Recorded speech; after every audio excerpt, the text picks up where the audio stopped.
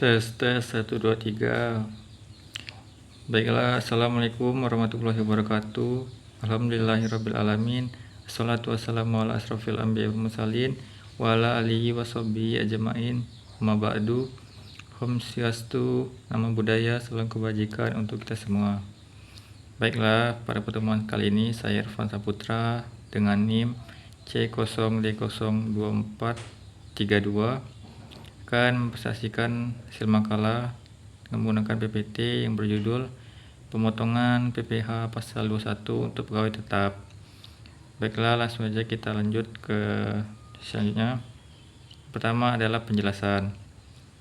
Untuk penjelasan pertama ada 3 poin yang harus diingat. Yang pertama adalah PPh Pasal 21, pegawai tetap, dan pajak yang dipotong.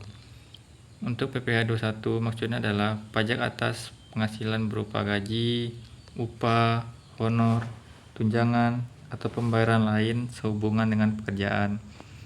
Jadi PPh 21 maksudnya adalah pajak atas semua penghasilan teman-teman jika teman-teman bekerja ya.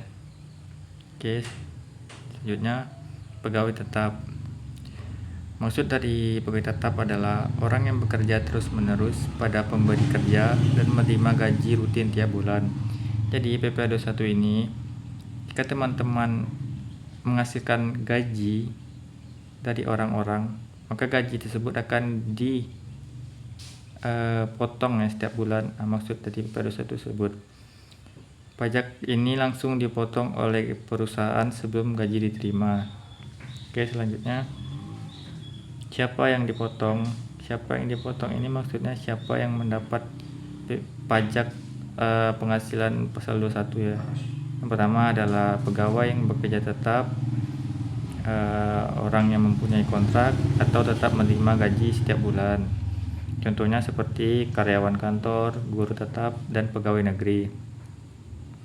Kedua yang bukan termasuk atau dikecualikan dari PPh 21 adalah seperti pekerja lepas harian, borongan, atau tenaga kerja yang dibayar sekali-sekali atau tidak tetap teman-teman, dibayarnya harian atau borongan. Oke, selanjutnya apa yang menjadi objek pajak PPh pasal 21? Ini banyak teman-teman. Pertama seperti gaji pokok atau gaji harian. Kedua tunjangan tetap. Tunjangan ini bisa berupa transport, jabatan, kesehatan, dan lain-lain. Dan yang ketiga bonus, THR, uang lembur, dan tunjangan pajak bila ada di tempat Anda bekerja. Oke, bagaimana cara menghitung pajak PPh pasal 21 untuk pegawai tetap? Sini saya menggunakan metode sederhana. Caranya yang pertama adalah teman-teman hitung total gaji ditambah tunjangan akan menghasilkan penghasilan bruto. Kemudian dikurangi biaya jabatan dan iuran pensiun, maka akan menghasilkan penghasilan itu. Kemudian teman-teman kalikan 12 bulan, mendapat penghasilan itu 1 tahun karena dikali 12 bulan. Kemudian dikurangi PTKP-nya, penghasilan tidak kena pajak. Teman-teman berada di berapa, bisa 54 juta, 58, atau selanjutnya tergantung teman-teman kawin atau tidak. Selanjutnya sisanya akan menghasilkan PTKP atau penghasilan kena pajak. Nah, PKP atau penghasilan kena pajak ini mendapat tarif progresif. Nah, tarif ini mereka ragam ya, mulai dari 5%, 15%, 25%, 30%, dan 35%. Nanti akan kita bahas. Kemudian hasilnya sama dengan PPh setahun dikalikan tarif progresif tadi akan menghasilkan PPh setahun. Nah, untuk mencari per bulannya kita bagi dengan 12, maka akan menghasilkan PPh per bulan. Oke, selanjutnya tarif progresif PPh 21 per 2022. Untuk 0 sampai 60 juta teman-teman mendapatkan tarif 5%. Di atas 60 juta sampai dengan 250 juta mendapatkan tarif 15%. Di atas 250 juta sampai dengan 500 juta mendapatkan tarif 25%. Di atas 500 juta sampai dengan 5 miliar mendapatkan tarif 30%. Dan terakhir di atas 5M akan mendapatkan tarif 35%. Jadi teman-teman, semakin besar penghasilan teman-teman dapatkan, maka tarif yang dikenakan akan semakin besar. Oke, selanjutnya sifat PPh 21 pegawai tetap.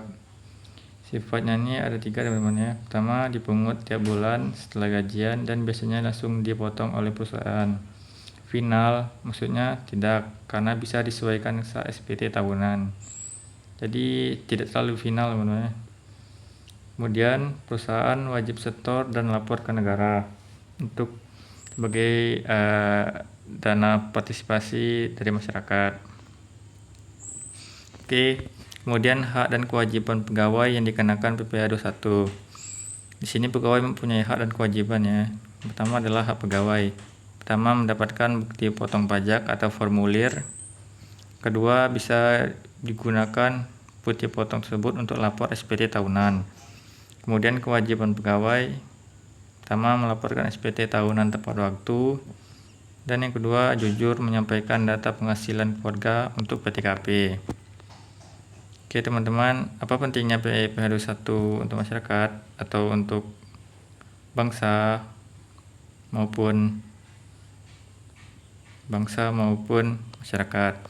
Pertama, pajak ini membantu membiayai negara, bisa berupa untuk jalan, sekolah, kesehatan, dan lain-lain. Bersifat adil, maksudnya karena besar pajak disesuaikan tingkat penghasilan. Ketiga, memudahkan pegawai, karena pajak sudah dipotong otomatis oleh perusahaan. Tiga, menghindari penunggakan, karena pajak disetor tiap bulan. Oke, kesimpulan bisa disimpulkan dari slide saya tadi, yaitu PPh 21 pegawai tetap sama dengan pajak yang dikenakan untuk gaji per bulan atau setiap bulan. Kedua, dibayar dengan cara dipotong langsung oleh perusahaan.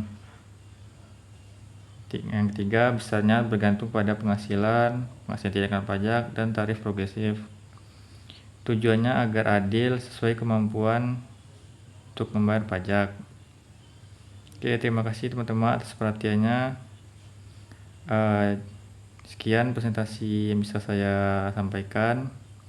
Saya pamit undur diri. Maaf jika ada kesalahan perkataan selama sesi ini. Maaf jika ada kesalahan kata maupun lisan. Saya izin keluar. Assalamualaikum warahmatullahi wabarakatuh.